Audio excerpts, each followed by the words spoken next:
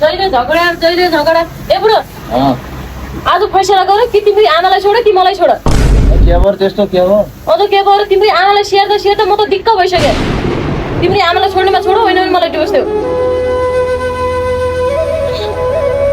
ठिकै छ नि अनि त त्यस्तो जबरजस्ती गर्छस् भने आजदेखि तँलाई छोडिदिन्छु म आमालाई छोड्नु पर्दैन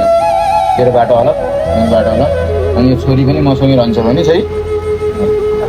किन राख्ने म मेरो छोरीलाई म लगेर जान्छु कति दुःख गरेर हुर्काएको अहिले तपाईँले राख्छु भनेर हुन्छ म आफै छोरीलाई लगेर जान्छु आफ्नो छोरीको त्यति माया लाग्दो रहेछ भोलि आमालाई मेरो माया लाग्दैन होला त्यो सोच्नु परेन सानो भाइ पालिन् हुर्काइन् आफूले नखाइ पाले मलाई गयो भने गाउँभरि अर्का खेतला गएर रोटी चेपेर ल्याएर खिलाएकी आमा हुन् सानोबाट पालिन् हुर्काइन् छोराले भोलि सुख देला बिहे गर्ला बुहारी आएर नातिना होरङ खुसी हुँला भनेर मेरो आमाले पाली आइन न मलाई अहिले आएर बुहारीले यस्तो भनिदिन् भनेर उनले सोचे पनि थिएन त्यो पनि बुझ्नु पर्यो न अहिले यसै गएर तेरो आमाबालाई मैले एउटा चिज भनिदिउँ त दुःख लाग्छ कि लाग्दैन मलाई पनि हो त्यस्तै हो